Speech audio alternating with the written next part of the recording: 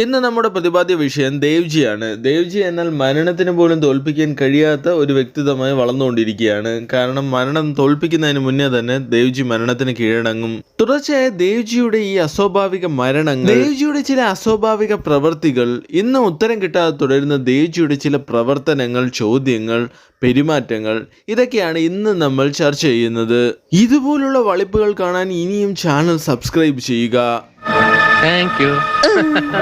എന്താണ് ദേവ്ജി എല്ലാ സിനിമയിലും പാതി വഴിക്ക് അല്ലെങ്കിൽ തുടക്കത്തിൽ മരിക്കാനുള്ള കാരണം? ഇവർക്ക് വേണ്ടി എന്റെ നാടിന് വേണ്ടി താങ്ങാൻ ഞാൻ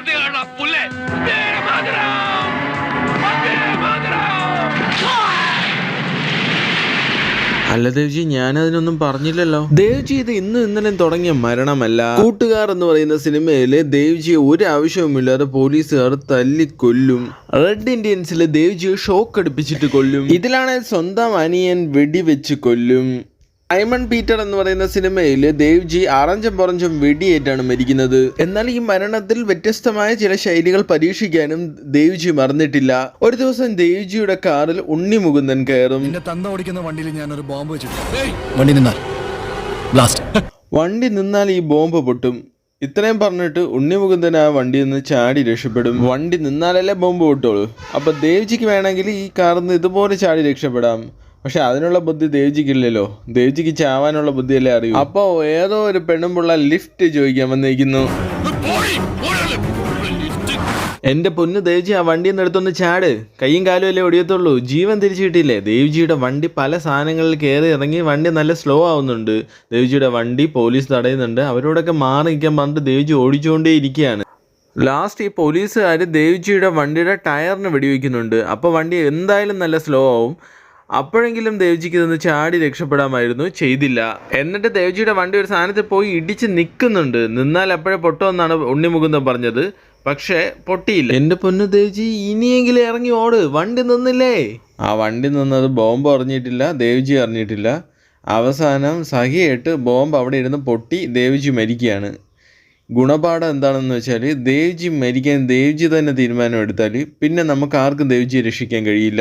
ഒരു ദിവസം വാണി വിശ്വനാഥ് ദേവ്ജിയെ കൊല്ലാനായിട്ട് ഓടിക്കും. ദേവ്ജി അതിവിദഗ്ധമായിട്ട് ഓടി കാറിൽ കയറി രക്ഷപ്പെടാൻ ശ്രമിക്കും. പക്ഷെ വാണി വിശ്വനാഥ് അവിടെ ഉണ്ടായിരുന്ന ഒരു ചായക്കടയിൽ മണ്ണെണ്ണ സ്റ്റവ് എടുത്ത് ഈ കാറിലേക്ക് എറിഞ്ഞ് ആ കാർ പൊട്ടിത്തെറിച്ച് ദേവ്ജി മരിക്കും. ദേവ്ജിക്ക് മരിക്കാനുള്ള ഓരോ കാരണങ്ങളായി. മണ്ണെണ്ണ സ്റ്റവ് എറിഞ്ഞ് മധ്യവയസ്കൻ മരണപ്പെട്ടു. ആരും ഇങ്ങനെയൊന്നും മരിച്ചിട്ടുണ്ടാവില്ല. ഒരു ദിവസം നമ്മുടെ മൂകാംബിക വേണു മതം പൊട്ടി നിൽക്കുന്ന ഒരു ആനയെ തളയ്ക്കാനായിട്ട് ദേവ്ജിയെ പിരികേറ്റി വിടും. മതം പൊട്ടി നിൽക്കുന്ന അവന്റെ കൊമ്പിൽ തമ്പുരാനൊന്ന് പിടിച്ചാൽ അനുസരണയുള്ള കുട്ടിയെ പോലെ അവൻ നടന്നു വരും. ഇത് കേട്ട് പെവറായ ദേവ്ജി ആനയുടെ കാലിനിടയിലേക്ക് ചെന്ന് കയറി കൊടുക്കും. ആ നാട്ടാരും കൊല്ലുന്നു ദേവ്ജി, ആ വീട്ടാരും കൊല്ലുന്നു ദേവ്ജി. അങ്ങനെ വെടിയേറ്റ് മരിച്ചു, ഷോക്കേറ്റ് മരിച്ചു, വണ്ടി ഇടിച്ച് മരിച്ചു, ബോംബ് പൊട്ടി മരിച്ചു, സ്വയം പൊട്ടി ചത്തു, സ്റ്റൗവിന് എയർ കിട്ടി മരിച്ചു, ആന ചവിട്ടി കൊന്നു. ഇനിയും മലയാള സിനിമയെ തുടർന്നാൽ തനിക്ക് മരിക്കാനേ നേരം ഉണ്ടാവുള്ളൂ എന്ന് മനസ്സിലാക്കി ദേവ്ജി ഒരു നിർണായക തീരുമാനമെടുത്തു. ഞാനേ ഗുണ്ടാവേഷമൊക്കെ നിർത്തനാണ്. എനിക്ക് തമിഴിലൊരു വേഷം കിട്ടിയിട്ടുണ്ട്. അരവിന്ദ സ്വാമിക്ക് ചുറ്റ വേഷമാണ്. ഫൈനലി ദേവ്ജിയുടെ ആത്മാവിന് ശാന്തി കിട്ടി ഗൈസ്. ദേവ്ജി തമിഴ് സിനിമയിലേക്ക് നീങ്ങി. തമിഴ് സിനിമ എന്ന് പറഞ്ഞാൽ ആപ്പ ഉപ്പ സിനിമയൊന്നും അല്ല, ഭാഷ. തമിഴ് സിനിമയിൽ ദേവ്ജിക്ക് മരിക്കേണ്ടി വരില്ല. ഇത് ദേവ്ജിയുടെ പുനർജന്മമാണ്. അങ്ങനെ ദേവ്ജി വളരെ സന്തോഷത്തിൽ തമിഴ് സിനിമയിൽ അഭിനയിച്ചു.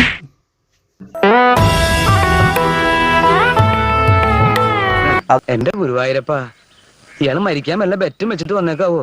ഞാൻ ഒന്നുകൂടി കാണട്ടെ. ഇനി ചിലപ്പോൾ കാണാൻ പറ്റില്ലെന്ന് വരും. അങ്ങനെ ഇവിടെ നിന്ന് അന്യഭാഷയിൽ പോയി അവിടെ നിന്ന് മരണപ്പെട്ട് തിരിച്ച് മലയാളത്തിലേക്ക് കടന്നു വരികയാണ് നമ്മുടെ ദേവ്ജി. പക്ഷെ ദേവ്ജിക്ക് ഒരു കഴിവുണ്ട്. ദേവ്ജി അസ്വാഭാവികമായ സാഹചര്യങ്ങളിൽ കൊല്ലപ്പെടും. പക്ഷെ സ്വാഭാവികമായ സാഹചര്യങ്ങളിലൊന്നും കൊല്ലപ്പെടുന്നില്ല. അത് നമ്മൾ നോട്ട് ചെയ്യണം.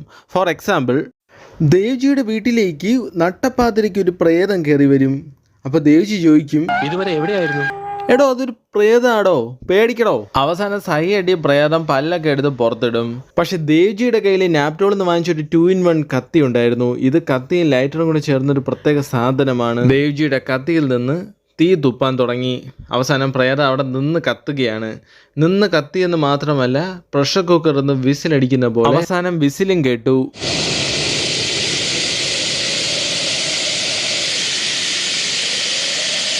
3 വിസിൽ കേട്ട് കഴിഞ്ഞപ്പോൾ ദേവ്ജി കുക്കർ ഓഫ് ചെയ്ത് ലൈറ്റർ അണച്ചു വെച്ചിട്ട് വീട്ടിൽ പോയി. അതാണ് ഞാൻ പറഞ്ഞത്, ദേവ്ജിക്ക് അസ്വാഭാവിക മരണങ്ങളേ ഉള്ളൂ, സ്വാഭാവിക മരണങ്ങളില്ല. സാധാരണ മനുഷ്യനായിരുന്നെങ്കിൽ പ്രേതം കടിച്ച് കീറിയാനിപ്പോൾ. ഈ പ്രേതം കടിച്ച് കീറിയില്ലെന്ന് മാത്രമല്ല, പോകാൻ നേരത്തെ ഒരു സെൻറ്റി ഡയലോഗ് കൂടി. കരയരുത്, ഇത് കാണാനുള്ള കരുത്ത് എനിക്കില്ല. പ്രേതം പോകുമ്പോൾ കരയുന്ന ദേവ്ജിയും ദേവ്ജിയുടെ കണ്ണീര് തുടച്ചു കൊടുക്കുന്ന പ്രേതവും, ഇത് ഏത് യൂണിവേഴ്സ്?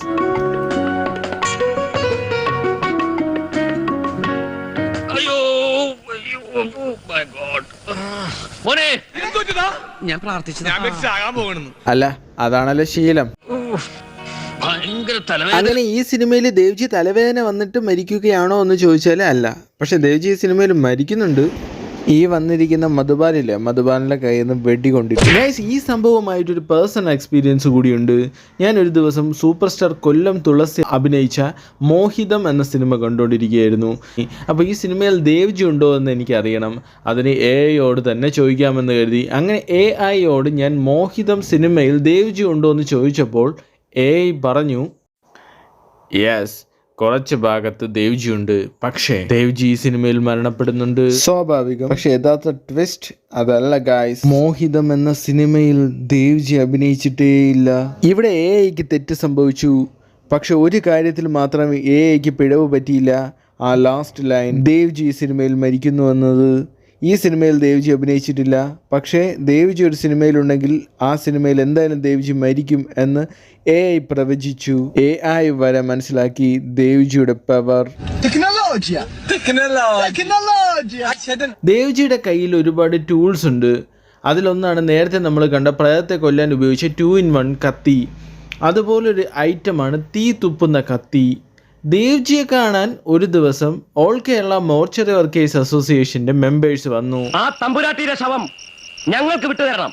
ശവം സൂക്ഷിക്കുന്നുള്ള ചുമതല നിങ്ങൾക്കുണ്ടോ? ദേവ്ജിക്ക് ഇതൊന്നും ഇഷ്ടപ്പെടില്ല. ദേവ്ജി അപ്പോൾ തന്നെ മീഷോ എന്ന് വാങ്ങിയ തീ തുപ്പുന്ന കത്തി എടുക്കും. ഇതും 2-in-1 ആണ്. കത്തിയുമുണ്ട്, തീയും തുപ്പും. അങ്ങനെ അവിടെ നിന്നവന്മാരെ എല്ലാം തീ തുപ്പി ഓടിക്കും. ഞാൻ തുപ്പും, ഞാൻ തൂറി എറിയും നിന്നെ. ദേവ്ജിയുടെ കയ്യിലുള്ള 3ാമത്തെ ടൂളാണ് പമ്പര കത്തി. ഈ സാധനത്തിന് പുറകിലൊരു സ്വിച്ച് ഉണ്ട്. ഇത് കയ്യിൽ വെച്ചിട്ട് നമ്മൾ ഈ സ്വിച്ച് ഞെക്കുകയാണെങ്കിൽ ഇത് കറങ്ങും. ഇജാതി സാധനങ്ങളൊക്കെ ദേവ്ജിക്ക് എവിടെ നിന്ന് കിട്ടുന്നു? ഈ ലിങ്കൊക്കെ ഒന്ന് ഡിസ്ക്രിപ്ഷനിൽ ഇടൂ ദേവ്ജി. ആക്ച്വലി ഈ 3ാമത് കാണിച്ച പമ്പര കത്തി കൊണ്ട് പ്രത്യേകിച്ച് പ്രയോജനമൊന്നുമില്ല. സമയമാകുമ്പോൾ എൻ്റെ സ്വിച്ച് വർക്ക് ചെയ്യുന്നില്ലെന്ന് തോന്നുന്നു. ഇത് കറങ്ങുന്നൊന്നുമില്ല. സമയത്ത് ഇത് തടയാൻ മാത്രമാണ് ഇത് ഉപയോഗിച്ചുകൊണ്ടിരിക്കുന്നത് ദേവ്ജി. അല്ല, നിങ്ങൾക്കിത് വേണമെന്ന് തോന്നുമെങ്കിൽ നിങ്ങൾ കമൻറ്റ് ബോക്സിൽ I want പമ്പര കത്തി എന്ന് കമൻറ്റ് ചെയ്താൽ മതി. ഞാൻ ലിങ്ക് ഷെയർ ചെയ്യാം. ഇതൊക്കെയല്ലേ കോമഡി അല്ലേ? പിന്നല്ലാണ്ട്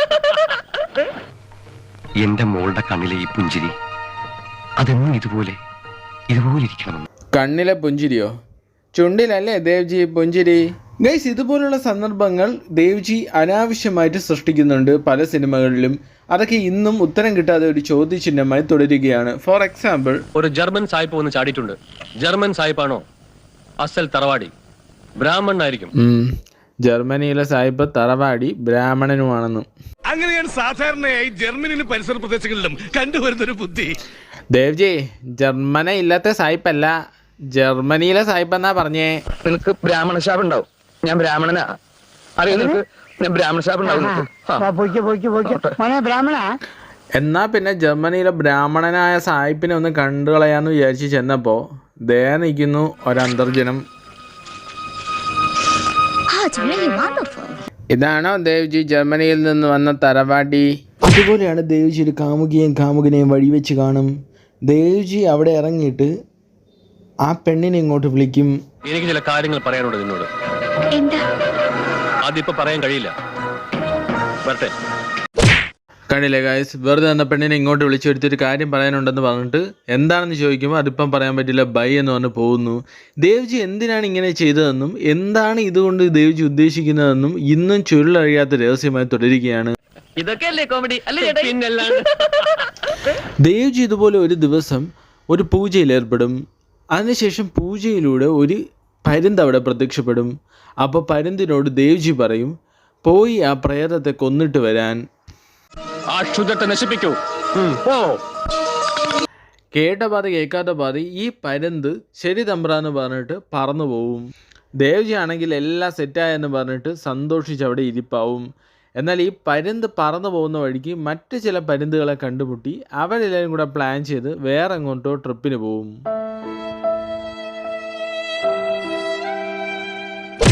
അൺയൂഷ്വൽ ദേവ്ജി തിങ്സ് എന്ന് പറയുന്ന ഈ വീഡിയോയുടെ ഫസ്റ്റ് പാർട്ട് ഇവിടെ പൂർണ്ണമായിരിക്കുന്നു. ഇതിനൊരു 2ാം പാർട്ട് ഉണ്ടാകുമോ എന്ന് ചോദിച്ചാൽ അതിപ്പോ പറയാൻ കഴിയില്ല. വരട്ടെ.